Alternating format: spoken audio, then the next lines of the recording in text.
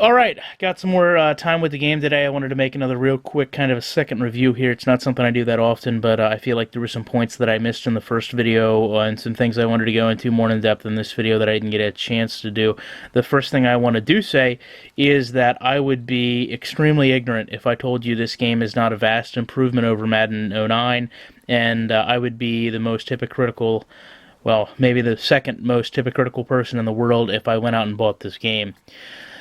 With that said, those of you who do have it, I hope you find a way to enjoy it. I hope you find a way to play the game and get enjoyment out of it because you did spend a good amount of money on it. Some things that I noticed today that really were troublesome was and this is again going into replays and looking at plays rather than just playing a game straight through when there's 4, 5, 6 people there with you. The animation transitions I thought were very rough. The lack again of an overhead catch animation that not the no look one that replaced the spin catch really does seem to be the only one used outside of the end zone. Ian Cummings has said very clearly that this is the limits animation-wise of the game engine, and that is very troublesome to see. Some of these catches just be used over and over and over. One thing I did want to bring up: a lot of the EA followers tend to say not to play the game on All Madden, and everybody knows that. My rebuttal to that, and I would hope everyone else's rebuttal to that, is that the Elite package with Madden allows you to play the game on All Madden.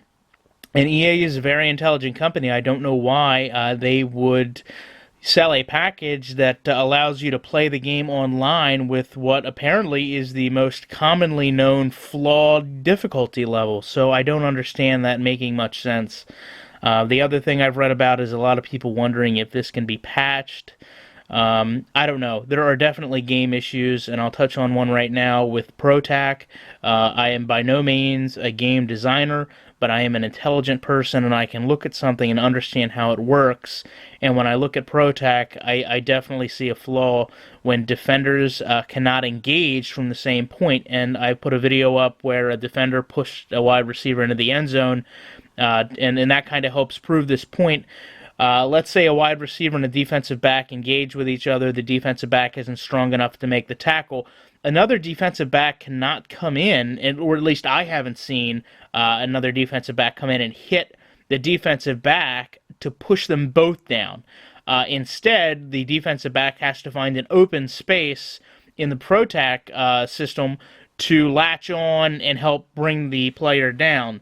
And to me, that's a huge flaw. And I've looked at some other videos, and I've played the game myself now, and I really think that is a major flaw.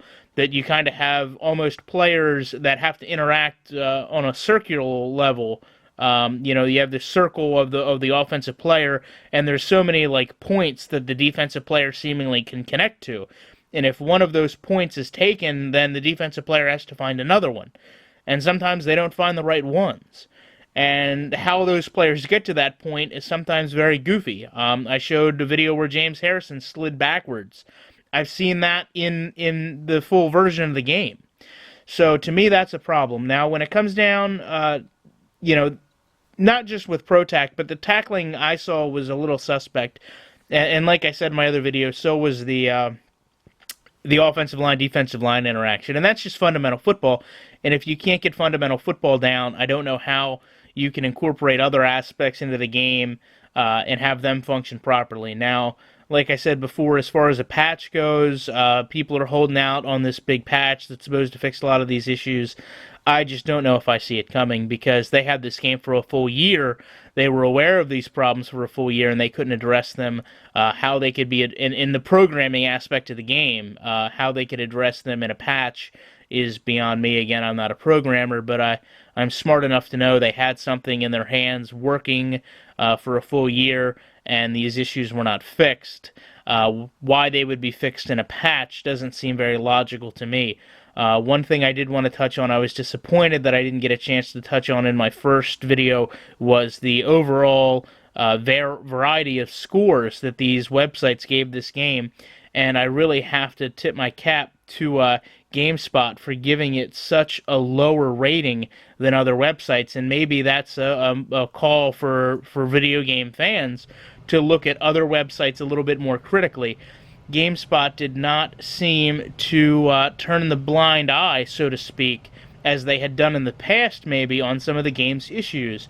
Now, maybe that's because they played the game more, maybe that's because they were aware of these flaws, I don't know, but you definitely have to look at a game review a little bit more critically when the only things that you can really say stand out in Madden are the graphics and the presentation. The gameplay still does have its issues. And finally, I did want to say that there seems to be a big, shake-up between, the EA followers and the people who want to sim, and I think maybe something that's overlooked is maybe the age of some of us. I'm in my mid-20s. I know a lot of other people that complain about this kind of stuff are in their mid-20s. We've watched football for a long time. We've played football, and we played video game football for a long time. And I know personally, when I was little, I didn't care about any of the intricacies of the game. But now that I'm older, I do, and it bothers me to not see it replicated in the game that I pay for, whereas before my parents paid for, and I could not have cared less because I wasn't into simulation football. I just wanted an arcade game, I guess. But as I grew older, my football tastes changed. And I think that's true with a lot of people. We want a different game now, and EA is not providing it to us. Again, for those of you who have the game, you did spend your hard-earned $65 dollars, and I hope you do enjoy it. And when I get the game, I will be glad to provide some more videos and review. I thank you guys for bearing with me, but as I said, it would be very hypocritical for me to go buy it.